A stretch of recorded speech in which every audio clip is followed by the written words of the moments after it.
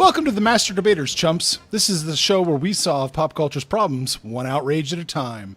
I'm Abe, self-renowned host of the show, and joining me are three other people that'll all be signing up for CBS All Access when this show is over. First up, it's the man that's in the midst of the summer of Dan. Dan. You know, it did not surprise me one bit that it just dawned on Amanda that the MaSter Debaters was MAS for movies and stuff. It doesn't surprise me that she never picked up on that before. Never? No. Okay. Cool. All right.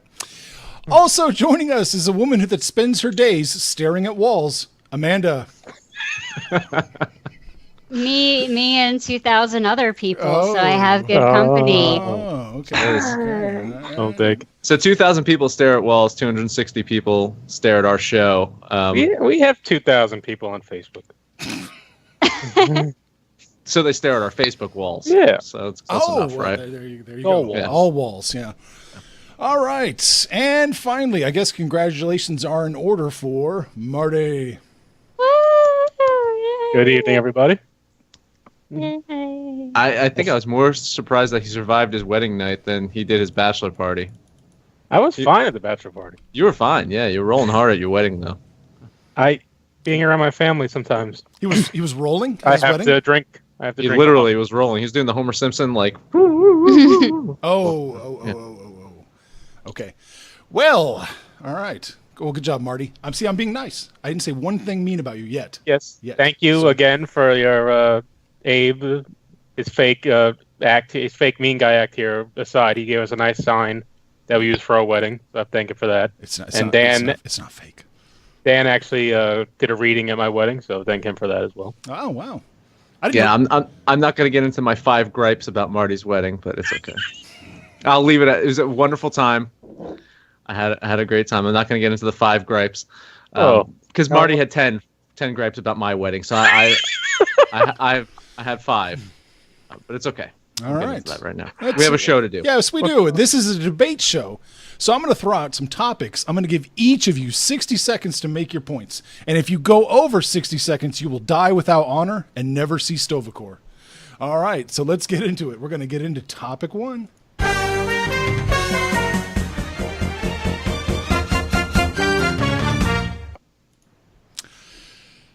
Comic-Con happened this weekend. I don't know if you guys saw this or not. It's one of those things you can't avoid even if you try. That's really true. So basically, I just want some reacts here, just a little bit. I want to know what's got you more excited or intrigued, the Thor trailer or the Justice League trailer. Dan, let's go. This is tough because they both look like beautiful messes. They're equally awesome at parts, and then equally just like, what the hell are they doing here? This looks insane. I think I'm actually probably going to lean surprisingly more towards Thor. I liked a lot of what I saw in this. The last couple of seconds of it, I guess the last couple of scenes that you see in it, started getting me a little bit iffy. I really liked the teaser that they had for Thor. I wish they actually didn't do a bigger trailer for it. I wish they would have just kept it at that teaser that they had before. But I enjoyed it. Justice League, nothing too new in it that got me excited. Kind of more of the same. More of the same. I gotcha. All right, Amanda. I am definitely much more excited about Thor. I think that the crazy, insane, what the hell are they doing, finally reflects the comic books. And I'm just so relieved that Marvel is like no longer embarrassed about Thor, because Thor is crazy and over the top and wonderful, and they should just indulge in that. Like, there's just no even way. You can't explain Thor and have it make sense or sound good, and they just need to indulge in that. I am a little bit disappointed that we're seeing some like Flanderization of Thor, where he's like gone from being a normal character to being just like a one-note stupid jock. And I'm going to run out of time for the first time ever. You almost talked for 60 seconds. New record. Yeah. Wow. All right, Marty. I'm sorry. That's okay. That's what you're supposed to do. Marty, howdly doodly. I will say that after seeing both these trailers, I'm convinced that neither one of them will be a very good movie. But the Thor one's not supposed to be good. But having said that, I'm more excited about Justice League just because I think they're embracing the fact that it's just gonna be a complete fucking shit show. And so they just because there was a 4-minute trailer of just what the fuck, we're gonna throw it all at you. Here's some Flash, we throw in some Wonder Woman. You like that now, right? So we're throwing in some Wonder Woman. Aquaman / Roman Reigns is in it a little more with some quips. Is Ben Affleck still Batman? Fuck it, we don't know, but he's in this movie, so let's give him some lines. Jeremy Irons has got maybe one of the dinosaurs from Jurassic Park walking up on him. I'm not sure, or it's Superman. Either way, I just like that they're embracing that it's going to be a complete shit show. So fuck it, let's go watch it and have fun. All right. Yeah, there's a lot to be worried about both of these. Yes. But to Amanda's point, one is supposed to be kind of serious, and the other one's I think they're not. Right. I think they're not saying that anymore, though. I think they're just like, fuck it, we're not going to be serious. Joss Whedon's in charge now, so it's not going to be super serious. They had the Flash joke in there. They had a couple other clips and shit. Oh my god! Yeah, you can feel the Whedon oozing. Remember, they're doing reshoots this week, and they can't have Henry Cavill shave his mustache, so they're gonna have to superimpose. They have to digitally remove his mustache. It's just a complete fucking. Are they gonna make him color it like green, like with temp green? They honestly should make it like Cesar Romero, right? I love that. Just paint over it. Or paint over it. A ridiculous. Like anytime DC has like an inkling of good news, it just becomes completely nonsense. Yeah, going into the great. weekend, it's like, oh, Ben Affleck's probably out. We don't know. Yeah. And he came out there. He was like cursing and shit on the panel. Yeah. It's just, they can't. Of course, we all know Superman's in the movie. They haven't shown him, but they keep having to write stories that they're shooting around his face. So it's like they forgot that It's like first they forgot that he died at the end of the last one, and then they forgot that they already told us he was going to be in this one. Yeah. And it's like they're just kind of pretending that some mixture of these movies either happened or didn't happen. Like, I bet we never referenced Suicide Squad ever. Oh no way. Now, yeah, Joss is going to try and sweep the old remnants of the Republic away, right, Marty? That's his plan. I will say about Thor, though, Thor just looked crazy colors and weird. See, I was just looking for haircuts. I was just looking for, like, within grabbing distance. I should have the Frog Thor comic book.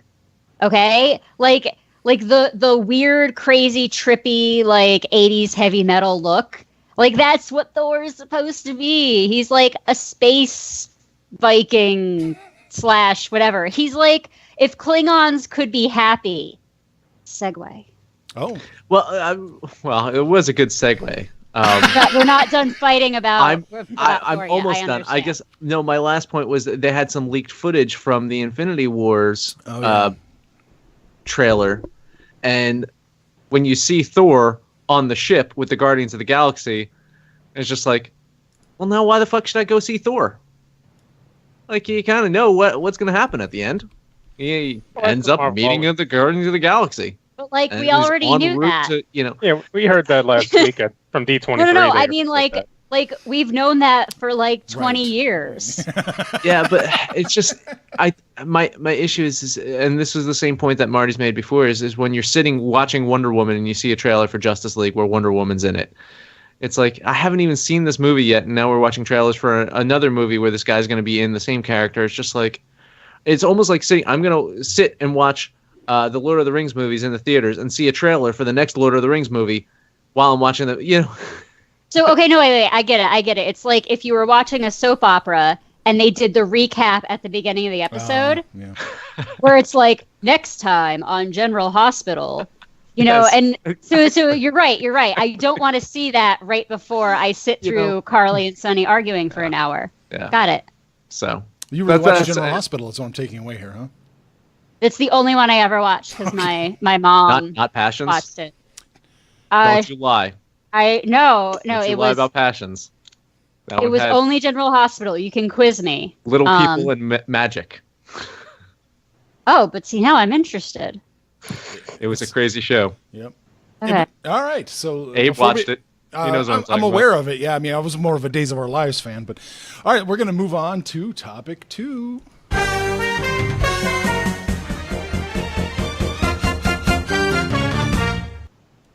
Hashtag not my Klingons. A new Star Trek Discovery trailer debuted, and if you're, dropped for you kids out there, a few days ago. And I just want your raw opinions on this steaming pile of... Amanda, go. I would answer this with interpretive dance if I had more energy, but really, okay. This Star Trek Discovery trailer, it looks like it could be an interesting trailer for like some sci-fi TV series, and I would probably like it. You stole my material. You stole my exact material. But again, just like with the Thor stuff, someone was asked to make a Star Trek TV show, and they're like embarrassed about Star Trek being nerdy, so they're like, we got to make it a cool action thing. So I'm now fully on like the Orville camp and not the Discovery camp. Like Yes! I don't see any Star Trek in this, but it looks like good sci-fi. I'd still watch it. So Yeah. like cool uniforms, cool hats. I didn't see any hats, Amanda. I hate to break your heart. Marty! I'll just say it first. I think we've talked about this show more than anybody else on the internet. And I still don't know what CBS All Access is. And Marty still has 0 time on the clock. Oh, no, he's got a Oh, freebie. I talked for like 20 seconds there. Oh, not fair. I don't have much more on this topic. There you go. Okay. There we go. There we go. Like I 7 said- seconds. like I said, I don't know who they're reaching for with this audience. CBS is not a sci-fi audience from what I know of, and I don't see this being advertised anywhere really as far as CBS All Access is something you know how to get or know why to get. I think Orville probably looks better, sadly enough, and it'll be more enjoyable. It looked fine, but if Star Trek fans don't love it, I'm not gonna like it. So, God and, damn it. I mean, Shut up, Dan. Your clock's going now. My clock's going There now. I mean, Amanda pretty much stole my entire argument as I was joking before. I was going to start off with a joke. It's like, man, this reboot of Babylon 5 looks awesome. Yes! Seriously, as something other than Star Trek, it actually looks pretty good. But in the realm of Star Trek, when the first time like you see a Klingon and you're like, oh, what the hell is that? And then they say, oh, the Klingons. I'm like, well, I haven't seen a Klingon in this trailer yet. And then when it dawns on me, it's like, oh shit, these are the actual Klingons they're talking about. It's like, okay, because the Vulcans still look like the Vulcans. That's easy. Just pointy ears. Why not? But the Klingons, like, yeah, let's fuck up their faces a little bit more. Why not? I don't know, man. I think the sentiment is correct. Is when you're looking at the trailers for the Orville, it has that same campy kind of spirit as the original Star Trek series. I can keep talking because my time's up and I'm the last person to talk. It still has that same kind of campy spirit, and even some of the stuff that permeated over into Next Generation. From what I'm seeing of Discovery, they've learned nothing over the last couple of series that they've had with Star Trek that took themselves too seriously and couldn't get an audience, or even the fun of 2 out of the 3 recent Star Trek movies that were made. They've taken like cues from that to say is like, oh well, the action stuff of that was good. Let's just focus in on that, as opposed to saying is like, there's still some fun stuff like beyond #synergy. It's a fun movie. It's a fun movie. It's got the action stuff, but there's still some fun in it. Yeah. This just looks like straight up sci-fi action. See, I feel like a really I feel like one of the things I judge Star Trek on is that 50% of the problems should be solvable via like techno babble metaphor. Like, oh, we gotta find like the right frequency that modulates the resonance in the hive aliens that we're fighting. Okay, cool. Like that is standard Star Trek solution to a problem. And Discovery doesn't look like it would have any like I don't need all the problems like that, but I'm just like, like every now and then I need a week where, the doctor solves a problem using like a metaphor. I don't know. Yeah. Well, I mean, we don't need Dwight Schrute. Oh God, yeah, that was weird. I'm Mud. Harry Mudd. Yeah. I'm not bad. Mud. God. Yeah. Seth MacFarlane was quoted as saying Star Trek did something for many years they stopped doing 15 years ago. I missed that. So it was time for a show like Orville. I mean, I think he seems to understand Star Trek pretty well. I don't know if the Orville's going to be any good, but. Well, I mean, Orville looks more like Galaxy Quest. Yeah, which was the best, one of the best Star Trek movies. It was voted one of the best Star Trek movies by fans. Yeah. Yeah. There's another little interesting quote here, so I can give Dan another chance to do some synergy. It's a long one, though. It says, if you're going to do Star Trek's past, say pre-Kirk, you better have an ironclad commitment to maintaining the continuity that's been established, or I think you're just going to lose everybody. Because if you go back before Kirk and you start screwing around and you just don't care what Next Gen, DS9, or Voyager established, or the movies, or Enterprise. Well, this is actually talking about Enterprise. Or even the original series, you just try and make it up as you go along. I think you just lost everyone. The whole franchise will collapse because it will have no validity whatsoever. That was Ronald D. Moore talking about the prequel for the prequel Enterprise. Hashtag synergy, because we interviewed Ronald D. Moore. Yeah, I get that. Which, I mean, Enterprise had some continuity issues and had some major problems, and I think this is going to open up a whole another can of worms. The only way that they could save themselves is by somehow tying it into New Trek, which they're not doing. They're tying it to the original Prime. I don't know. I don't know. Those Vulcans look pretty sexy. I think this is the Prime universe. Because you were like, the Vulcans look the same, and I was like, no, the Vulcans look hot. Yes, it's really the Klingons look like Xindi. Yeah, it's really subtle, but yeah, you're right. The Vulcans look hot, and the Klingons look like Xindi. And see, when we saw the teaser, I was hoping that those Klingons were like from a flashback. Like I was hoping that they were ancient Klingons, and we were going to get I was hoping for a flashback to what's his name, Kahless. Yeah, I was like, oh, that could be fucking awesome. But instead, they're just like.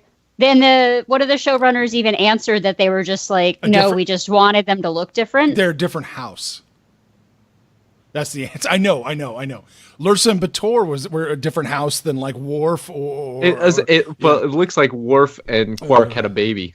Yeah, I mean, that's what's going on here. Sorry, Marty. You got anything to say?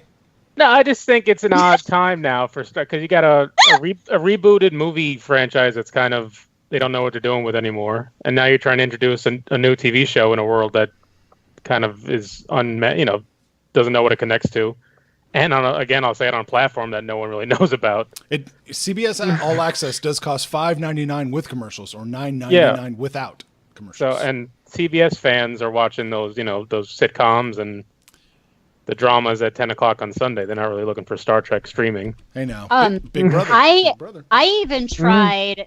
I actually tried CBS All Access last year because we were watching Person of Interest, and they didn't even have all the episodes of Person of Interest on there. Yeah. I was like, I paid $9.99 for a month so that I could finish watching Person of Interest, and you don't even have as many episodes as are on Netflix right now. I'm like, I don't know if that's like a contract thing, but do you not get CBS now on any other platform as far as Hulu and Netflix and everything? No, you get the old Star Trek still on Amazon and Hulu, but whatever they had under contract. Yeah, are there the CBS shows? Are they putting them all on this All Access thing? That's what they're claiming. Apparently not. Well, Star Trek Discovery will be there and only there, but their ongoing stuff, you won't have everything on there. Same thing. If they have contracts with Netflix on this or Amazon or whoever, like they have to wait until that expires before they can, put their content fully on there. I do have a question. Abe, did you stop watching American Gods? Yeah, I tapped out. I read the book, so I tapped out. Is anyone really watching American Gods? Because isn't that what Fuller kind of left Star Trek for? Right. I think there's probably a lot more reasons behind it than we know. Sure. Yeah. I think he was probably looking to go a little more Fuller-esque and. Right. Because wasn't the original? It was like this is going to be almost like rated R with violence and nudity and stuff like that. I don't know if it was all that far, but he definitely wanted to push the envelope a little bit, make it a little more adult Trek. The only reason that Star Trek should be rated R is if they're doing quantum mechanics on screen. Oh, number one did some quantum mechanics on Counselor Troy. I'll tell you what. First of all, that's funny, but don't fuck with math. Like, I'm not laughing. It's funny, Dad. Thanks. That was a great joke. But, the only reason that Star Trek should be more adult should be because the science is harder. It shouldn't be because they're doing more decontamination scenes or because all of the sexy Vulcans are going to go into Ponfar at the same time. I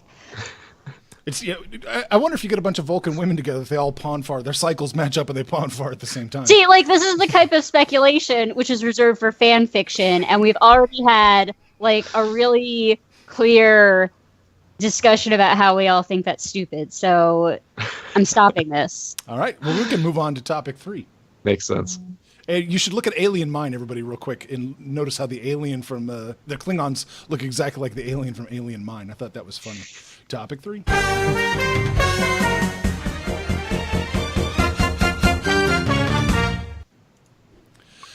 Chris Nolan, director of 1.5 good Batman movies and 0 good science fiction movies, was quoted as saying, actually I have the quote here, Netflix has a bizarre aversion to supporting theatrical films. They have this mindless policy of everything having to be simultaneously streamed and released, which is obviously an untenable model for theatrical presentation.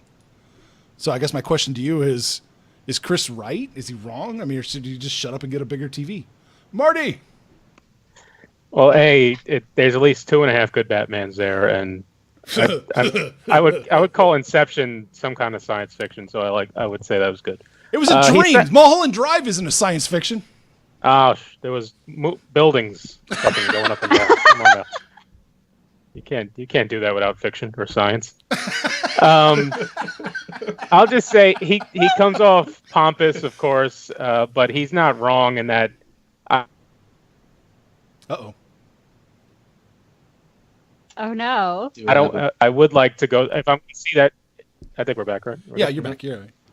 If I'm going to see Dunkirk, I want to see it on a big IMAX screen or a big, AMC whatever screen. I'm not going to watch it on TV. But he's not.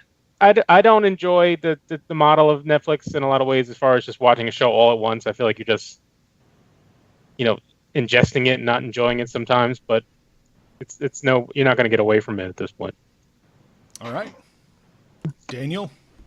I recently watched Fargo season 3. It was really, really good.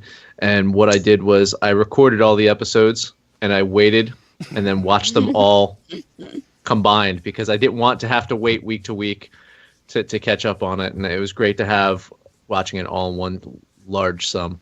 So I think certain shows I feel fine with doing that Netflix model. Now, to Chris Nolan's point here, I disagree.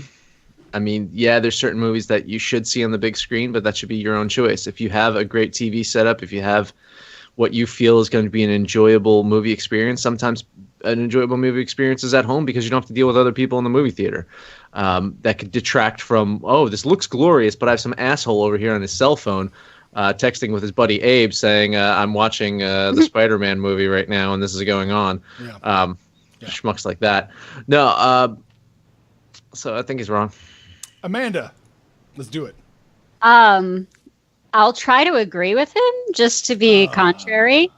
You kids better get off his lawn. Yeah. And I don't know that I can really agree with him. It's sort of like books where novels don't mean that short stories stop existing and poems stop existing and long, epic Lord of the Rings type tomes don't mean that novels stop existing. And even like Dickens was written and released serially. Stephen King even tried to bring that back in the 90s. Comic books still released serially, and some people totally dig that. So I think that it just kind of speaks of a lack of imagination that he can't see it working with any other distribution model.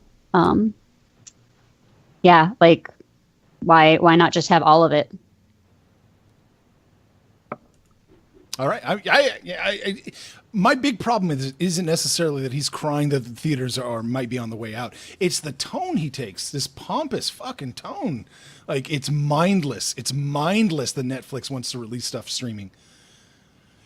I mean, Netflix is giving filmmakers a lot more freedom than Hollywood is right now. Absolutely. Jeez. Absolutely. I mean, well, he gets to live in a place where he kind of has his own freedom at this point, so he probably doesn't even think of anyone else anymore.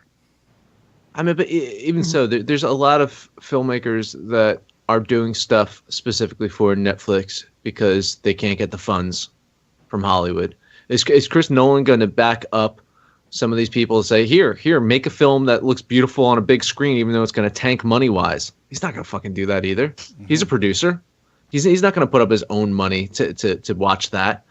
I mean, there's very few filmmakers out there right now that it even matters to see their films on a big screen. And James Cameron hasn't made a damn movie in ages. So I don't even know if we can consider him. I mean, I think Prometheus looked beautiful on the big screen, and then I went to go see Alien Covenant. It's like, I could have watched this at home on my TV. There's, Prometheus had to be seen. I felt like to really enjoy Prometheus, it's like, yeah, this is definitely a theater-going experience. But Alien Covenant is like, I'll watch this at home. Yeah. Effects will look the same. There's very few, any of these superhero movies, I don't need to see it on the big screen. It's nice. Like, I think the Dolby cinema experience that, I've been watching the recent films in, it's a nice experience. I haven't had a lot of people in my theaters that were annoying. It was a good overall movie experience. But if I had the choice of just being able to stay home and watch a lot of these movies at home in my own kind of environment, I would choose that. And then pick and choose the ones that I have to see on the big screen. Dunkirk might be one of those ones. I have to see it. Or Interstellar has to be seen on the big screen to really enjoy it. But my issue with Avatar is I've never seen Avatar because I only feel that it's a theater experience, right? So I'm actually, same thing, I've never seen Interstellar, and I probably won't unless I see it in the theater. Dunkirk, if I don't see it in the theater, probably not going to watch it at home. So it works both ways, Nolan. It works both ways. Yeah. I mean, go ahead. You guys keep talking about like having big screen TVs. Do you guys also have like upgraded speakers? No. I don't even have a big screen TV in the scheme of things. Well, I mean, you're talking about like, I would watch it at home and I'd just get a bigger TV or something. I mean, I have a 40-inch TV. I don't think that's normal at this point. Normal-ish. Yeah. But do you guys just using the built-in? No. Yeah. I've got a nice. It's not surround sound, obviously, but I have a semi-powerful sound bar that everything comes through. I mean, it can bump. There's a few movies where maybe the visuals weren't quite worth it, but I left and I was like, wow, the sound for that was great. It was a stupid fucking Christmas movie with Adam Scott, Krampus. The sound in that was like amazing. Otherwise it was like a made-for-TV Christmas movie. I get that. No, I was just throwing that out there. As there's like another aspect to going into the theater that we miss. And also, you guys keep talking about annoying people in your theaters, and I don't think I have that, so maybe that's me. It's probably a Jersey thing. No, Abe's complained about it too. Oh yeah, I've complained about it too. So if I don't see annoying people in the theater, then that means I'm the annoying person, right? It might possibly be. Yeah. Okay. So Marty, Ariana says that you need a sound bar. So instead of me mailing your wedding check, should I just buy you a sound bar? Is that what you want? We did get an Amazon gift card. Okay. So, All right, so I still got to mail your wedding check. See, that's why I didn't gripe about Marty's wedding earlier on, because I was the asshole that forgot to bring the card to the wedding. So I was like, I can't have gripes. I didn't give him a present. Well, I gave him a present at the whatever kind of party that was enough. he had. Yeah, but I didn't give him a card. All right. Well, I think we kind of got off topic just a little bit there. Let's move on to the super secret bonus topic tonight.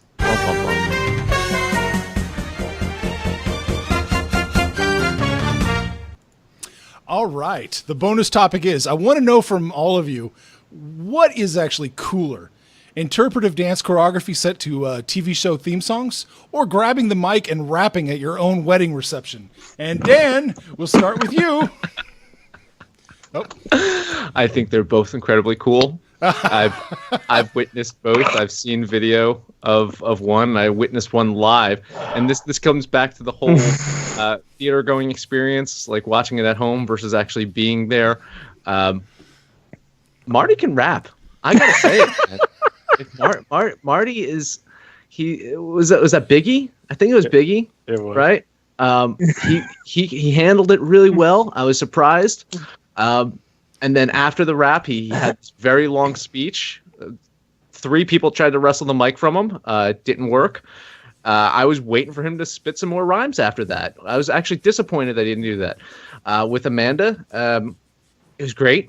I suggest everyone friend her on Facebook and find this interpretive dancing and watch it.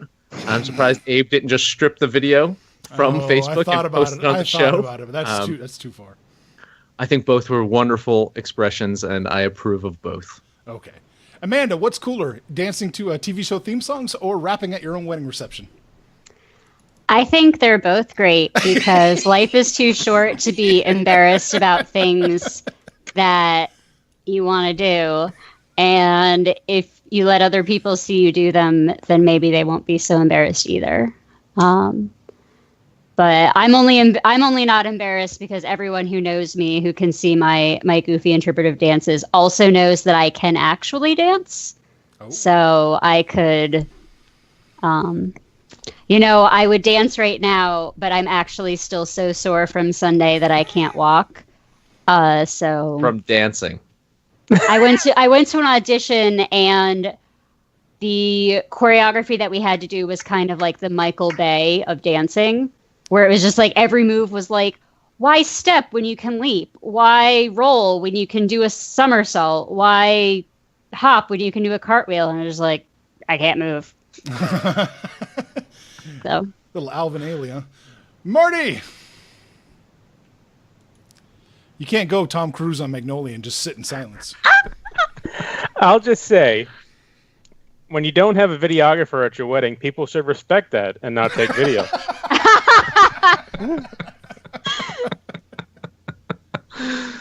It was not a planned thing. I was handed a microphone after a couple of libations, and there was a song on, and the song wouldn't turn off, so I just kind of went along with it. I remember parts of it. And the rest will long live in video. The speech wasn't insulting, if not repetitive. Very repetitive. Actually, one of my gripes. And to my defense, one of the people trying to take the mic out of my hand was a guy wearing a straw cowboy hat and a tie around his head. So fair point. You're gonna take that guy's word over mine? I think not. All right. And that is it. All right.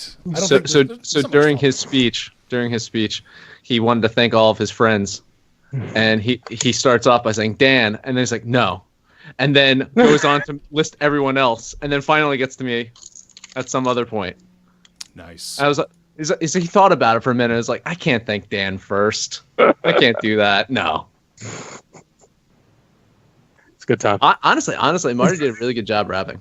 I was telling Abe because Abe told me about this topic before the show, and I was like, well, every karaoke opportunity I get, I do House of Pain's Jump Around. So I mean, I'm right in there with Marty. I think Marty's got better rapping skills than me. I admit it.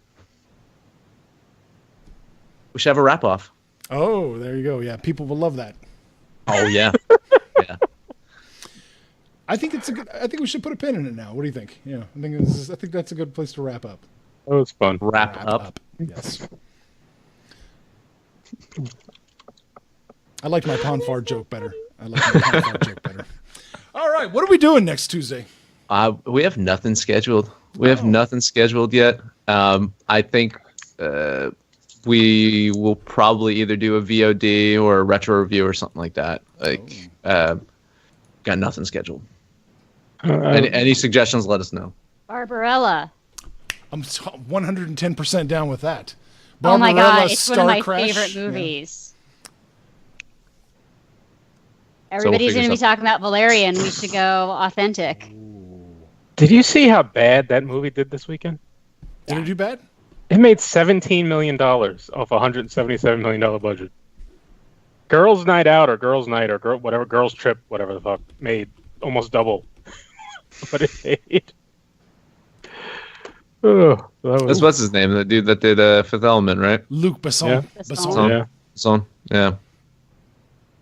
And did Lucy do well? Lucy did pretty well, right? Nah, not great. No. Nothing Scarlett Johansson does particularly well. Oh, she pulled in $400 million worldwide.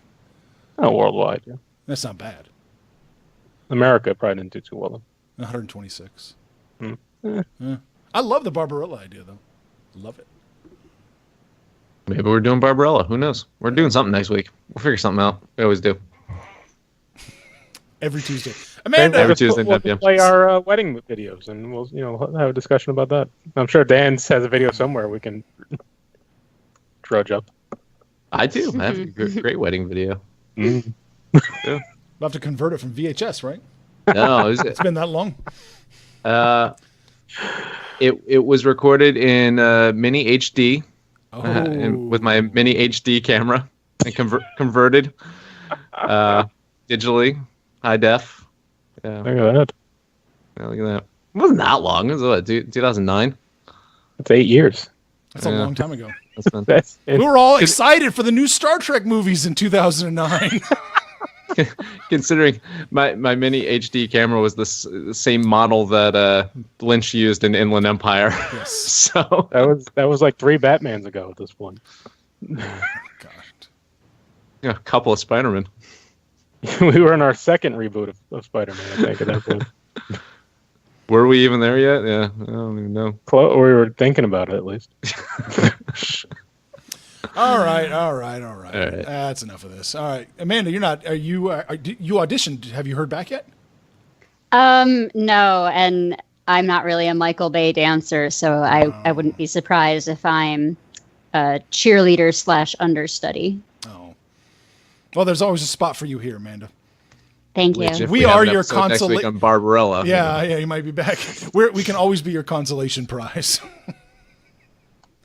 All right. Considering that's me, Abe, and Marty are some woman's consolation prize. So, That was in my vows originally. oh, I'll let you finish up, Abe. That's it. I got nothing else. That's it. All right, everybody. Thanks for watching. Subscribe if you want, or give us a downvote or whatever. Do what you do. Talk to you later. Bye. Bye.